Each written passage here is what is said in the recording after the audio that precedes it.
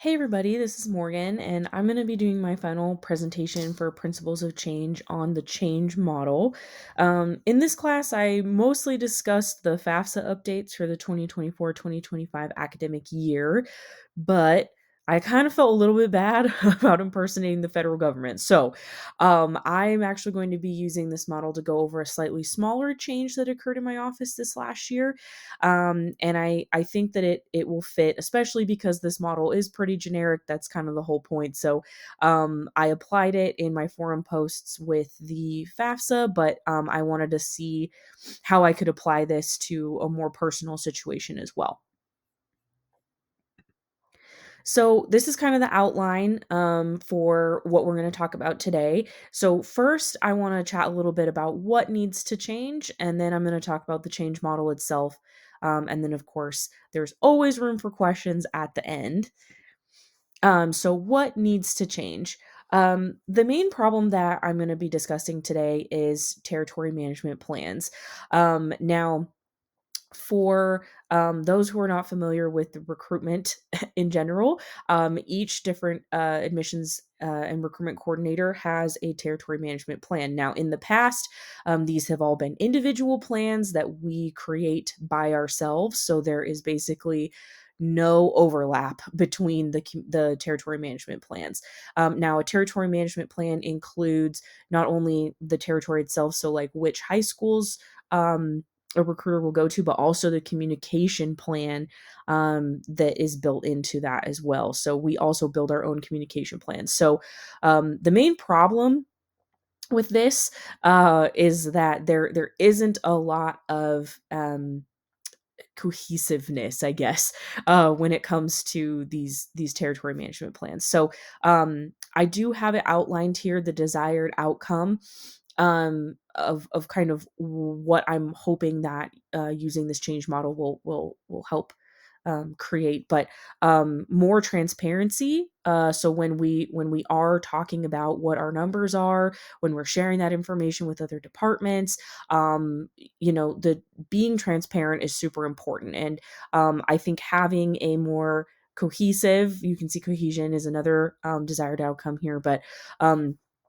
both of those things kind of go hand in hand, where creating a territory management plan that we can all look at and then just insert our own information into will help the rest of the university community understand what we do, and we can communicate that a little bit better.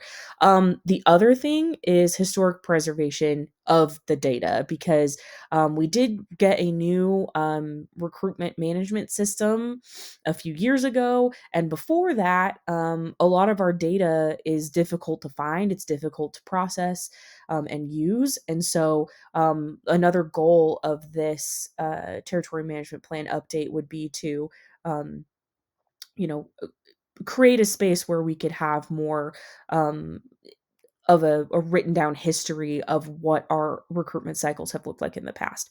But the main key thing for me is making data driven decisions. And you can't make data driven decisions unless you have the data readily available. So those territory management plans will hopefully help with all of this. So you may be asking, like, okay, that's great, but how are we going to do that? And so there's a model that I would like to talk about, I'd like to share, um, and that is called the change model. And the change model is an acronym. And it's actually from a really great book, Thriving Through Change, that outlines this model. The great thing about this, in my opinion, is it's really generic, and it can be applied to many different types of change. So it doesn't have to be big changes; it can be small changes. Like, this is a very small departmental change that really it doesn't change personnel or anything like that, but it's more just us all being on the same page. So I like that about this model, that it is generic in that way. Now, it's important to have a model when contemplating change, because it can help create a plan to carry out that change. It can be really easy to just say, like, well, I want to change that, so I'm going to do it. But then you sit down and you're like, okay, but how am I going to do it? And so it can be really helpful to lean on these types of models. in order to help build that.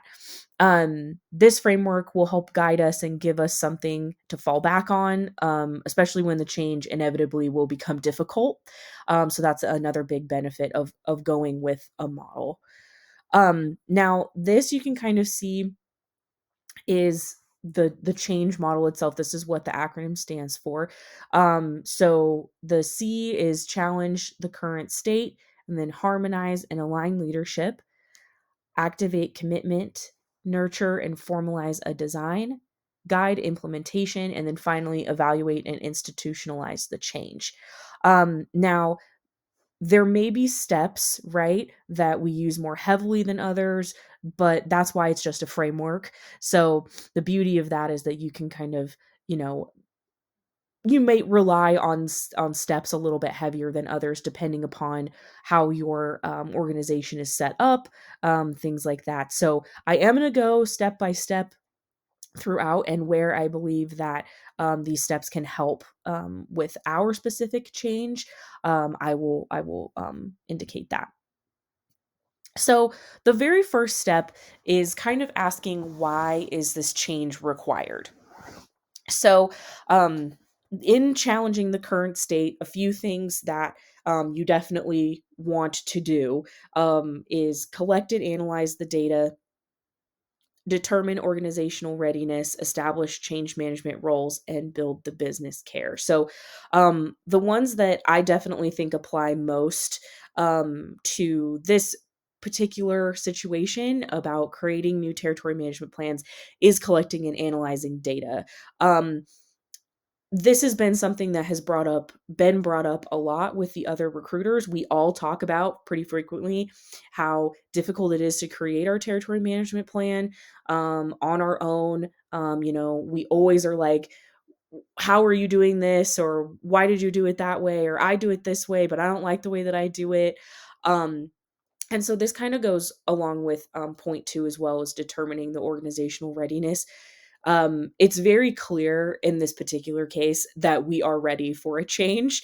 We are all on the same page with that. I think that we are ready to look at some different opportunities. So you can take that current state that the organization or company is in, and then basically essentially determine, like, are we ready for this change? The collecting and analyzing data, obviously, you want to gather those materials just in case you need a little convincing in that category. In our particular case, there isn't a lot of convincing that needs to be done.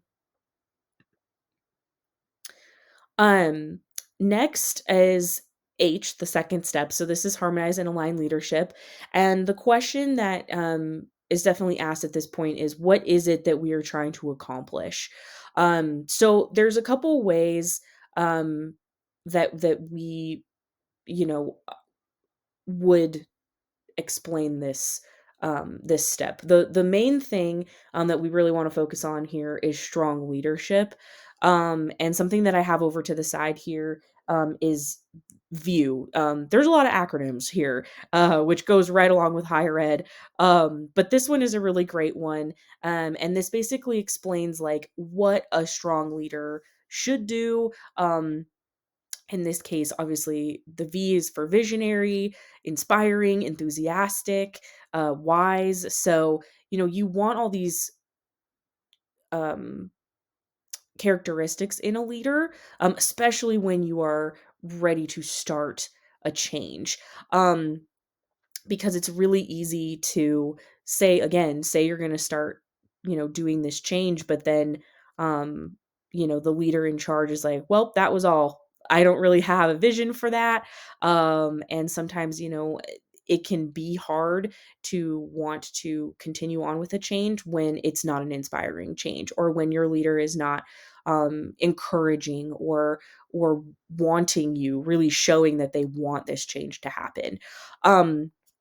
So, another really important part of this is looking at barriers, acknowledging and addressing them, because it can be really easy, again, to say, like, you need to make this change. It's going to be hard. It's going to suck, but you just need to do it, and not really talk about those things. So a lack of communication, which communication is that last point, but a lack of communication can be really, really dangerous, especially in this step. Um, the main part here is to create a well-oiled team that has that shared vision. So that strong leadership, they can create the vision, but you also have to have the team buy into that vision, right? And everybody has to be on the same page about what it is that they're trying to accomplish. So, for this particular example that I'm using, that page, the slide that I had with kind of what my goals are with a territory management plan, that would be kind of the vision, right, in this step. Um, Now is the third step. So this is activate commitment. So this is like, how are we going to accomplish our goals? Um, there are the main thing is to create a plan. So you want to create that implementation plan, and remember that organizations are complex, and thus plans are not a one size fits all situation. So you do really need to create a plan from scratch. There are lots of things that you can do to, you can take examples from other companies and things like that, but you do need to create your own individual implementation plan. um, and just like the last step, how we kind of talked about, um, there might be some pushback or barriers, or maybe people are feeling a little bit scared about the change. Just like that, there can be pushback here too. And it's important to navigate those doubts with grace. Remember that you are working with people. So people are going to feel different ways about these situations, and they may have, different backgrounds. And that can be really, really helpful. It can also sometimes be a hindrance as well. So it is important to be careful when you're navigating those types of doubts. Um, but again, a key point here, kind of similar to the last one, but is to encourage the employee buy-in. And this is basically making sure everyone's on the same page. And this is a key step because change will fail if there is not adequate support. So it is super important again to carry on that communication piece. Now that the design portion is done, right? So we in the, you create the implementation plan, and then you will want to then examine the system that the implementation plan will exist in. You can do this by doing quite a few different things. You can look at the metrics, conduct a risk assessment. There's other tools as well. So just find the one that will fit best with your change effort, and utilize that. One quote that I really love from the book Thriving Through Change is, the more precise and quantifiable the goals are, the easier it is to assess whether they have been met. So it can be really easy to create these big lofty goals, but sometimes the more precise it is, the easier, right, it is to actually complete that goal. So the example I always like to use is when I write a list for cleaning my house, say like the goal is to clean my house. When I'm writing a list down, I don't, in my brain, it makes more sense for me to, instead of just say clean the kitchen as a thing for me to check off. That's a really big task. So I like to be a little bit more precise with it, where I say, like, okay, do dishes, wipe counters, clean sink, whatever it might be, right? So that more precise part of it really is helpful for me, and it kind of tricks my brain into thinking that I have done more than what I've actually done. So another reason why I really do like that quote. Now, the second to last step here is guide implementation. So now is the time to act. So the planning stages are over, and it's important for change leaders to not take a back seat. They must take an active role in guiding implementation. Um, and that is kind of that first point there. We really want our leaders to join in with us at this stage. You can do this by keeping open lines of communication. Communication is obviously a pretty consistent theme throughout change models. We also want frequent check ins, and not just on the tasks themselves, but how people are feeling about the tasks. And then trying to continue to build those relationships with staff is super important. Um, we also really want to celebrate short term gains. This will help build morale and show that the efforts are, in fact, paying off, and can sometimes provide those in upper management positions, evidence that the change effort has merit and that it's actually working.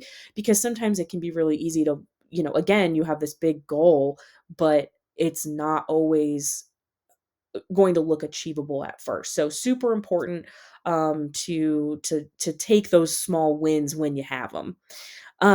This can also really keep people motivated, and that's another key part of implementation. Is the second that people start to feel like, oh, this isn't going anywhere, the change isn't going to happen. The change isn't going to continue. So important to keep people motivated throughout this step.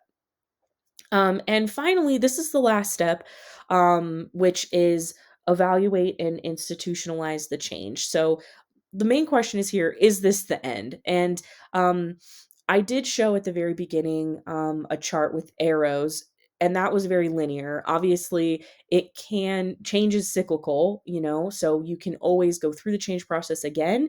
So technically, yes, this is the last step, but there is obviously more that you can do as well. But the reason why this is the last step is because this is where the evaluation comes in. And at this point in the change process, people may be tempted to skip this step, but it's really imperative that you don't.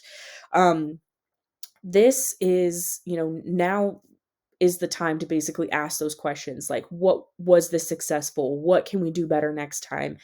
This is also a really key moment for self evaluation of the change leader as well. Um, and it's also really important to encourage that institutional and cultural change, because that's actually how things, have a long term effect. In the example of creating these new territory management plans, I think that it is super important to take a look at, what we create, and then reevaluate it at the end of the recruitment cycle, because it may have worked, it may not have worked. There may be things that we're tracking that we decide we don't need, or it may be redundant. And so it is really important to evaluate the change, and double check and make sure that what we're doing is actually effective. So overall, this is just one model. There are lots of models to choose from. I liked this one because it was very, you know, it's pretty, as I said, I've said generic before, but that's why I think that it works well in this particular case. So, if you have any questions or concerns, or want to chat about the implementation of this change, um, then definitely let me know. Here's my contact information. But thank you for listening.